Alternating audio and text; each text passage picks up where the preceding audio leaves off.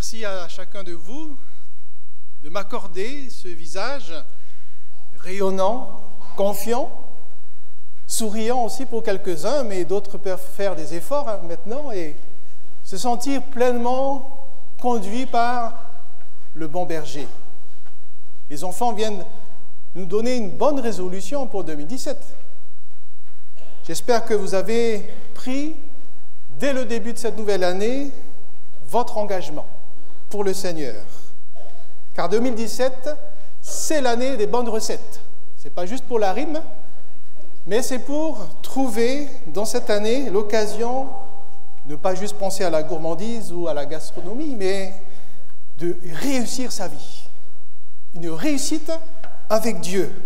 Alors pour cela, je vous inviterai ce matin à choisir des bons produits, prendre les meilleurs ingrédients qui existent sur le marché et garder pour votre voyage, car nous allons marcher quelques minutes ensemble, pour que vous puissiez prier pour cette nouvelle année. Depuis quelques jours, nous sommes dans cette dynamique des 10 jours de prière, avec justement des ingrédients inspirés du sanctuaire. Et je vous invite à vous plonger dans ce mouvement fédéral, mondial même, pour engager chaque jour une dimension particulière avec la prière. Alors voilà, nous voulons démarrer cette nouvelle année. Merci pour l'accueil d'Olivier. J'ai compris que ce matin, il y avait aussi son épouse avec les enfants qui avait quelque part aussi laissé une autre résolution, c'est de faire de l'Éternel notre bon berger pour ne plus manquer de rien. Et j'ai noté la petite histoire juste avant, un lion qui ne se plaint plus. Alors, je ne sais pas si Clarisse a pensé à Olivier en racontant l'histoire, mais peut-être un message pour nous-mêmes. Si à Neuilly, il y aurait encore des lions qui se plaignent, alors en 2017, on ne veut plus rien entendre. On ne se plaindrait plus et on va surtout plus rugir. Car dans la Bible, vous savez, le loup, le lion, pas toujours de bonne notoriété. Alors, qu'est-ce qui peut être le vœu d'un homme ce matin? Et nous verrons ensuite les vœux de Dieu. Depuis quelques mois, et encore plus cette semaine, on a reçu les vœux d'un homme de l'espace. Certains spationautes renommé, qui a souhaité le meilleur pour la planète entière. Certains ont peut-être suivi même en direct hier les exploits de ce spationaute qui fait rêver. Alors on est un petit peu la tête dans les étoiles ce matin, et regardez d'ailleurs ce qu'il a dit il y a quelques jours, et je vais extraire ici une citation. « Quand on regarde à travers nos vitres, quand on voit la terre défiler sous nos pieds, on se dit qu'on ne voit pas les frontières, que tout le monde a l'air d'être uni. » C'est l'image juste après. Thomas Pesquet.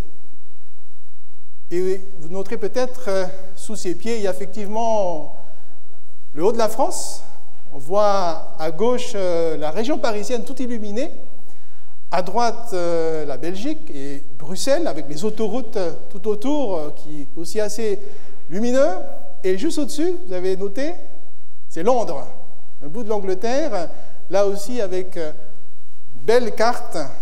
Et je ne sais pas si il a lu Daniel chapitre 2, la prophétie, en disant pas de frontières, tout le monde a l'air d'être uni, mais quelque part, ça fait écho à une prophétie. Et peut-être que Thomas Pesquet a été prophète sans le savoir.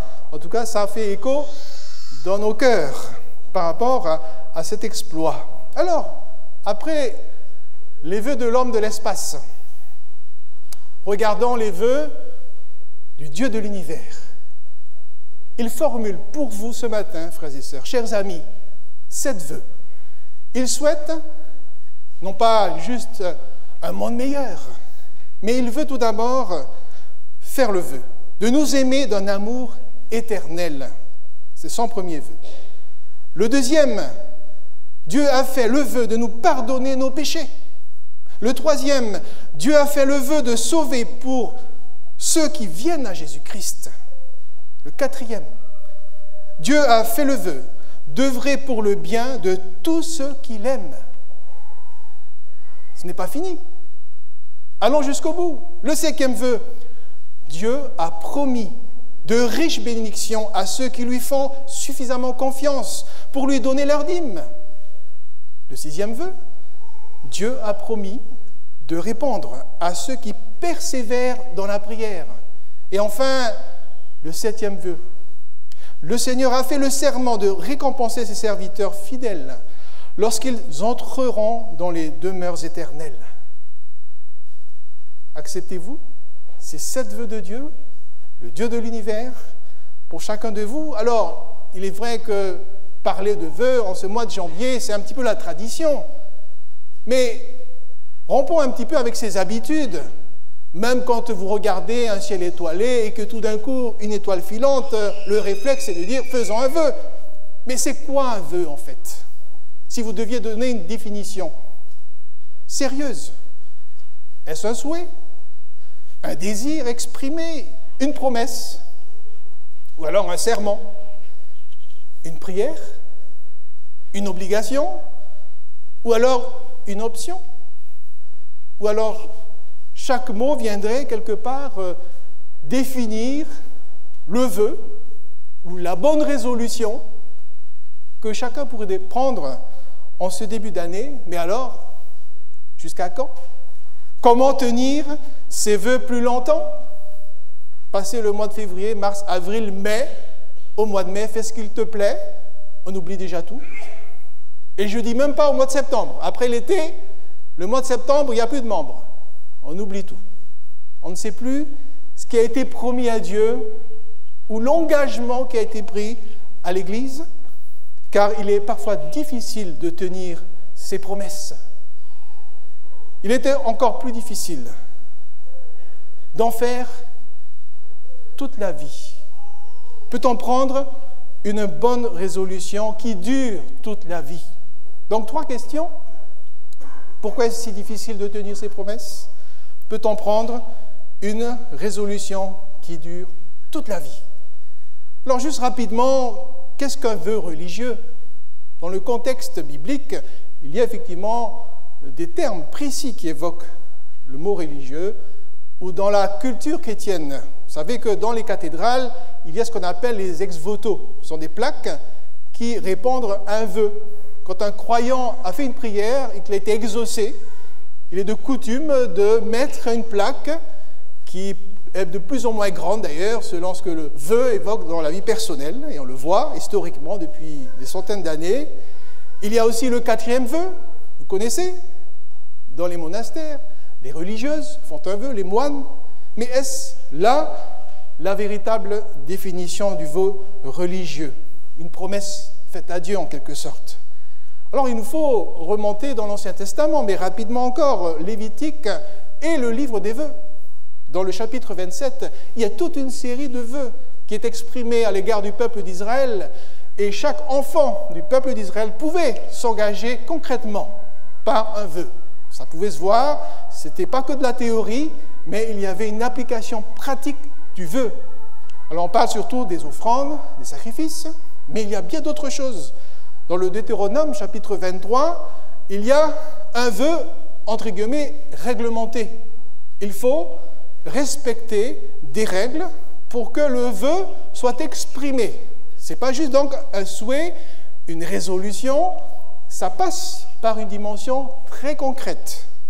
Et c'est ainsi que David, dans le psaume 116, le texte de référence pour nous ce matin, après avoir parlé du bon berger, il a été tenu de parler de lui-même.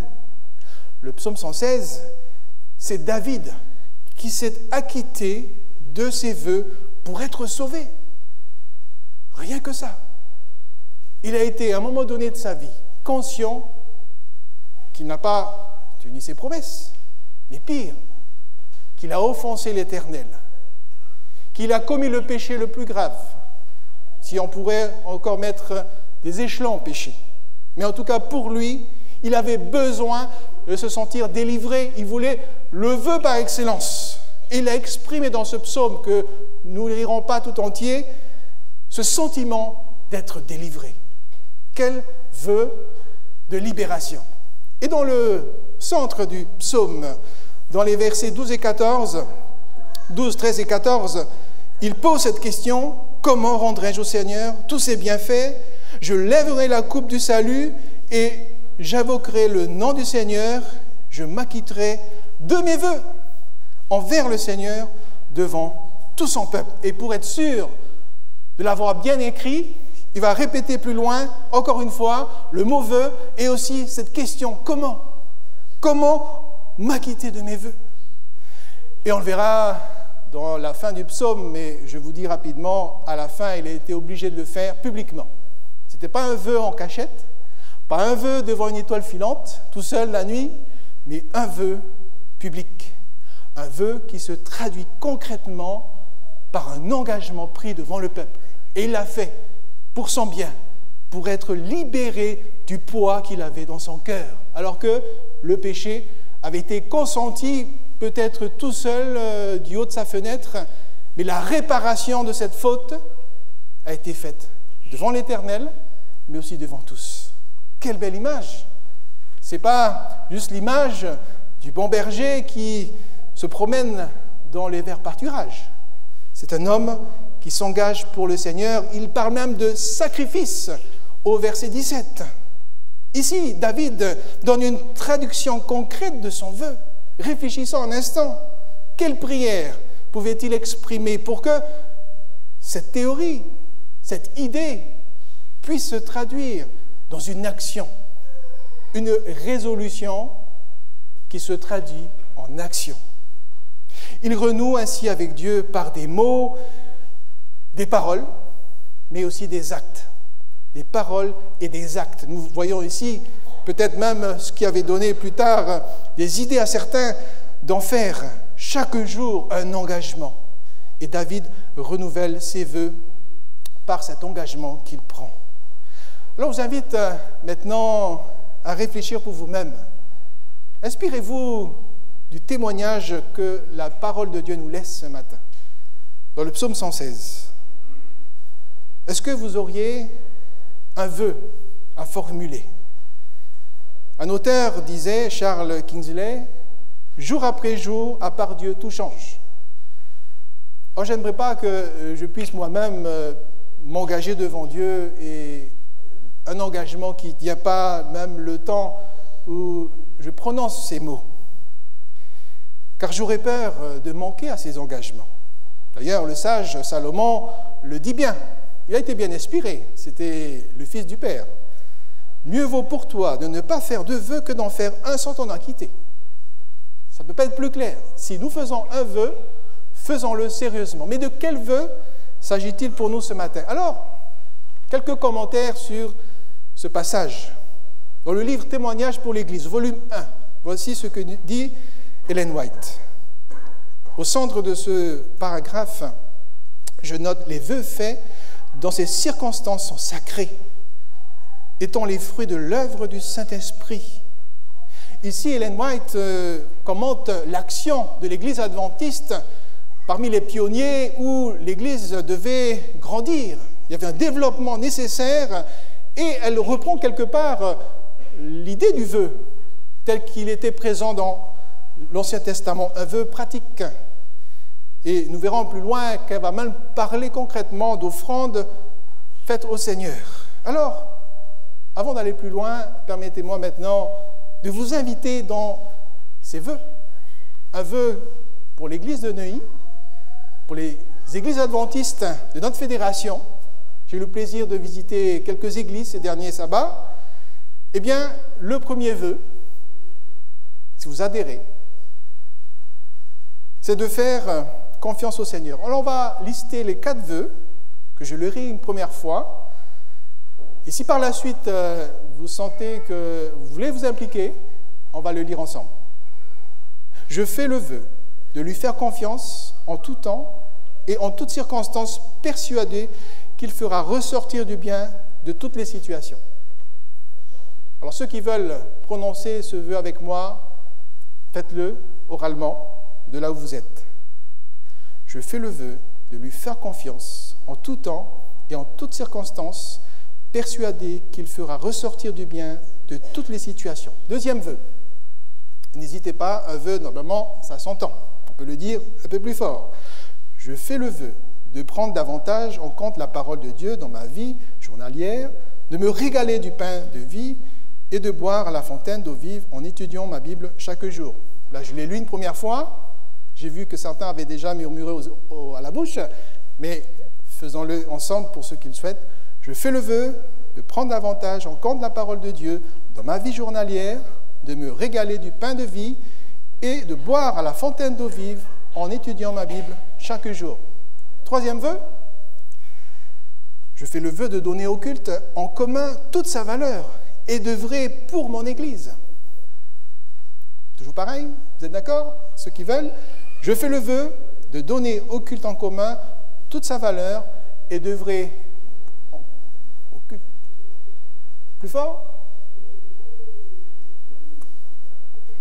Oui, on va essayer de faire un peu plus fort pour le quatrième vœu, pour ceux qui le souhaitent, toujours. Je fais le vœu de permettre à Dieu de contrôler mes finances et qu'il soit le Seigneur de tout ce que j'ai. Ce n'est pas censé être le vœu le plus difficile, mais le vœu le plus engageant certainement, matériellement en tout cas. Ceux qui le souhaitent, je fais le vœu de permettre à Dieu de contrôler mes finances et qu'il soit le Seigneur de tout ce que j'ai. Amen. Les amis, dans l'Église adventiste, il n'est pas toujours évident de parler d'offrandes, de dîmes et d'argent, encore moins le sabbat matin et pendant le temps de la prédication. Mais venant du trésorier de la Fédération, c'est un petit peu normal. Mais moi-même, je n'étais pas conscient, en étudiant ce passage, en voyant comment David avait exprimé ses vœux. Alors, ce n'est pas juste de l'argent, c'est sûr, mais aujourd'hui, en même temps, on ne sacrifie plus d'agneaux, on ne vient plus au sanctuaire avec des libations ou d'autres choses. Mais nous avons gardé des principes. Effectivement, lorsque je rends ma dîme, qu'est-ce que je fais? Lorsque j'apporte mes offrandes à l'Église, qu'est-ce que cela traduit dans ma vie? Je m'acquitte de mes vœux envers le Seigneur. Il y a bien des vœux qui existent dans l'Église. Il y a le vœu du mariage, il y a le vœu du baptême, les questions qui m'engagent depuis que j'ai accepté le Seigneur dans ma vie. Mais si vous mettez bout à bout tous ces vœux, c'est le vœu de l'Église, mais n'excluons pas les autres.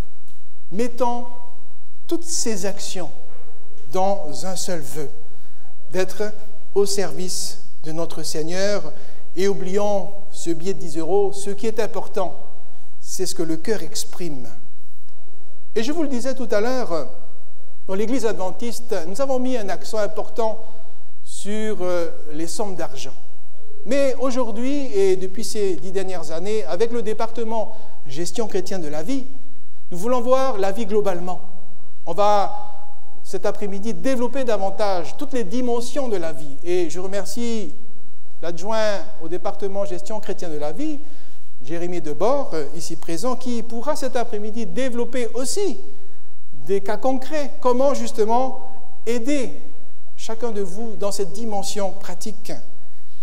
Car il y a un réel besoin d'être engagé pour le Seigneur et surtout de s'acquitter de ses vœux. Ici même, Ellen White, dans un autre ouvrage, mais dans la même idée, parle de l'avancement de la cause de l'Église.